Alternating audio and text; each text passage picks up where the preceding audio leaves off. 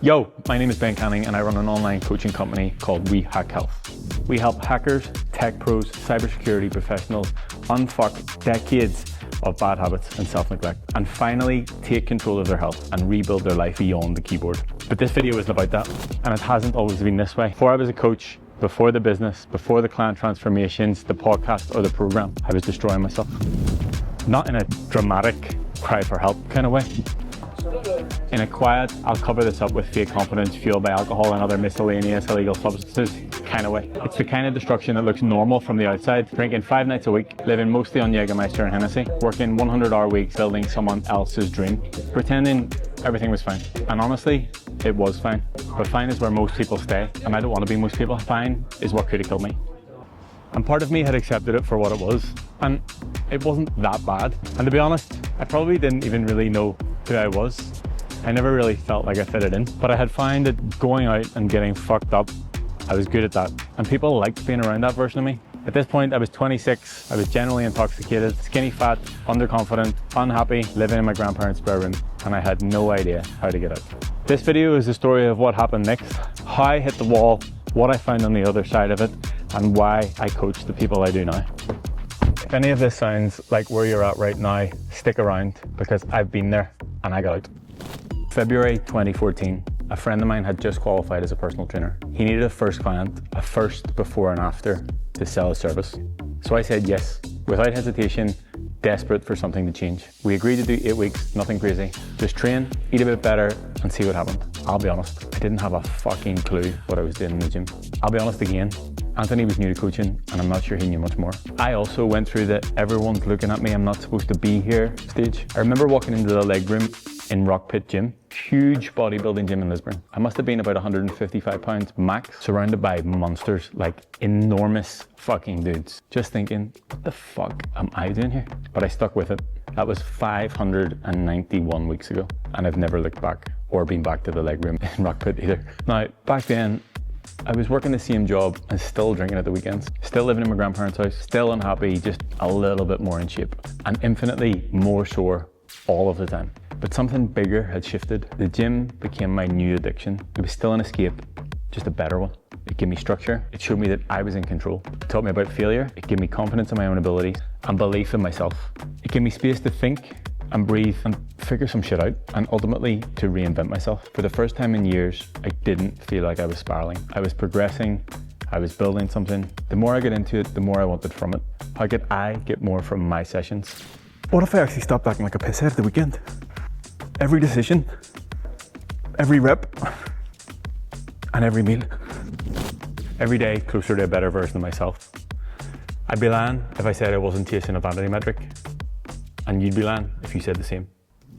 But it's not just that. Yes, you'll look and feel better, but everything else that comes with it is invaluable. In every area of your life, there's a simplicity in the honesty of the gym. 20 kilos is 20 kilos, or 45 pounds if you speak in freedom units. You can either move the weight or you can't. You either put the work in or you don't. A good physique doesn't happen by accident. It can't be bought or inherited. It takes work. It takes sacrifice and dedication. And I needed that kind of honesty. That shut the fuck up and get on with it, no one's coming to save you kind of energy. That 8-week experiment, it gave me more than I ever could have imagined. But I realized that it wasn't the gym that I was addicted to, it was the progress. At this point, I didn't know where I was going, but I knew I was going somewhere. My name is Ben, and I have an addictive personality. If not managed correctly, can be harmful, but if managed well, can be beneficial. Act accordingly. As time went on, people started asking. Friends, old co-workers, and people I used to party with every weekend. The same people that were giving the "you've changed and you're not fun anymore." When I stopped showing up, stopped going out, and stopped being that version of me. Like, yes, motherfucker, I have been trying to change. People could see the shift in me physically, but also mentally. I remember someone saying, "Mate, what are you doing? You look like you've eaten the old Ben. What's happened?" I wasn't a coach. I didn't have all the answers, but I did have experience. And for the first time in my life, I felt like I had something to offer. Value, direction, and proof that change was possible. The gym had given me something else that I didn't expect. The ability to become the person that I needed when I felt stuck.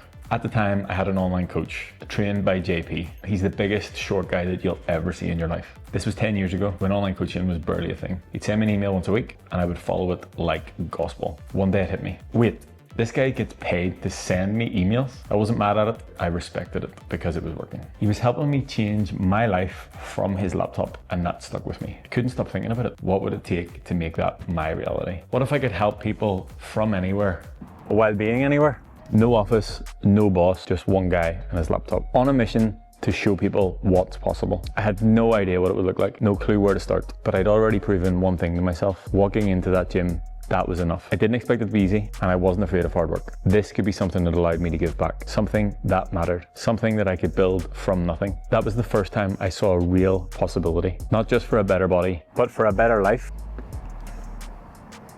June 5th, 2016, London. I'd just come out of the Nike store in Oxford Circus. Just across the street, above a homeless guy, painted in silver graffiti on the wall, "Quit your day job." I stopped, just stood there, reading it, letting it land, and in that exact moment, I knew, as cliche as it sounds, this was the sign I had been searching for. The nudge I needed, the moment everything changed. I opened my phone, took a picture first, and wrote an email to my boss. Subject line, "I won't be coming back." No backup plan, no blueprint. The true burn the fucking boats moment. But I knew no matter how much I had changed physically and mentally, I was still unhappy in that environment, and there was no room for growth. It was time to change that. I'm not sure who painted that wall or who it was meant for, but I took it as permission, the permission I needed at the time. As a side note, this is not an advertisement for you quitting your job, so please act responsibly.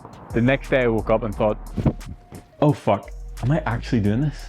Like I said, I had no plan, no fallback, and no fucking idea what I was doing. So I took what savings I had left and signed up for a PT course. While I was studying, I worked temporary jobs through recruitment agencies, random shifts, weird offices, all kinds of chaos. I hated every second of it, but it cemented the decision. I was never going back to working for someone else. That was my line in the sand. No matter what it took, I was going to work it out. 6 months later, I started coaching anyone and everyone, some old co-workers and a few friends. Truthfully, right at the start, I coached my mum, partly to look busy, but mostly just to figure out what the fuck I was doing. It was 2 months before I took a paying client, a rough 2 months at that. The days were long. I used to get up at 3:45 a.m., eat breakfast, walk to work. It took 90 minutes. I'd spend all day coaching, working on my laptop, and talking to members in the gym. 10 p.m. finishes, home, and back into bed. Repeat for 3.5 years. It was fucking hard work, but for the first time in my life, I felt like the work meant something. And I wasn't going to include this part, but I think it's valuable. One of the first business workshops I ever did, I flew to Nottingham with another trainer from the gym, also called Ben. On the flight over, he asked me, what are you going to tell people you do? I've been coaching for maybe 2 or 3 weeks. And my response, changed lives. He laughed. He didn't really take it seriously. Looking back, there was definitely some naivety in that, but there was also a huge amount of truth. Now, with a few more years of wisdom behind me, I rephrase it. I help people change their lives, and I stand by that. Right. 2020, everything changed again. Not just because a global shit show fast forwarded my 5-year goal of being fully online, but because I started coaching Dave. When Dave came to me, he was frustrated. He'd tried everything, lost weight, gained it back again, tried something else, rinse and repeat, but nothing ever stuck. Right at the start, a part of me thought, what the fuck do I have to offer this guy? He was incredibly successful, had achieved so much in his life, led massive teams, built serious companies, and made a name for himself within the cyberspace. But then I realized I had the solution to the one problem he couldn't fix, the most important piece of the puzzle. At that moment, that was a reinforcement of something I didn't even know I needed, my seat at the table. It didn't matter who you were, what you had, or what you achieved. If you don't have your health, you've got nothing. Dave started sharing his journey publicly. And that opened the door to a world I didn't even know existed. More and more people from the cybersecurity world started reaching out. Engineers, hackers, CISOs, and founders. Burned out, but brilliant, high output, low energy. I saw me in every single one of them, and it didn't take long for me to realize that these are my people. They didn't always say what was going on, but I could read it. Stimulants, sleep deprivation, living on adrenaline. Full systems go until crash. And because, in a way, I'd been there, they trusted me to help pull them out.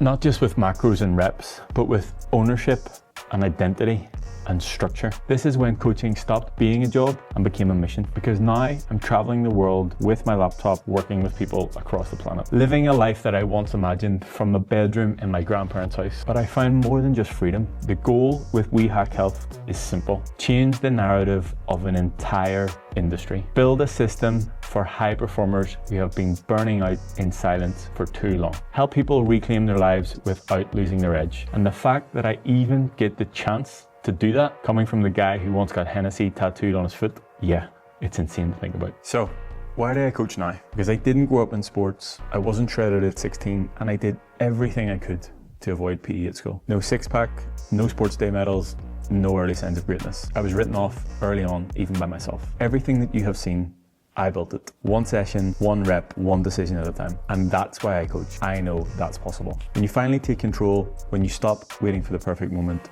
and when you're done living at 20%. The people I work with now, they're me before I figured it out. Smart, high-performing, stuck. They don't need more information, they need someone who has walked the path. And now, I help them rebuild. Not just their body, but their belief in themselves that they lost somewhere along the way. And this mission, it's bigger than me. It's We Hack Health. It's about shifting the health culture in an entire industry, helping high performers stop dying in silence, helping them reclaim their lives without losing their edge. I do it for the people that I get to work with, but also their families, people around them. The ripple effect of one person taking ownership can change everything. What I do is a privilege. People trust me with their most valuable asset, their health. And that's something I will never take for granted. So what the fuck is this channel and why should you stick around? This is not the polished brand version. This is me, raw, personal, and honest. No bullshit, no filters, no fluff. This is the real story behind We Hack Health. The breakdowns, the breakthroughs, the lessons I had to learn the hard way, and the ones I'm still learning. It's my training, my journey, my experiments. Physical, mental, and emotional. The behind the scenes of the person, the business, the brand, the mission. If you're driven but lost and curious to see what it really takes, if you know you're capable of more but you can't break the loop, if you're not afraid of hard truths and real work, then you'll get something from this. It's not just gym tips or biohacks, it's identity, discipline, purpose, the full picture. So you can stop just surviving and start building the life that you truly want. Because I'm doing exactly that, whether you join me or not. This is genuinely the real side of running the business. Like this is what it takes. It's the long hours, and truthfully, like this is the bit that I actually really enjoy. It's the ability to just execute at a rate that nobody else is willing to do. So if that's something that you want to see more of, whether it's in terms of running a business, being involved in fitness, from a coaching perspective, from a client perspective, from a fucking content creator perspective, stick around. There's maybe something here for you. I'm a trendsetter. I'm a trendsetter. Who can do it? I'm a go-getter. Yeah. Let go. Yeah, raw. Myself.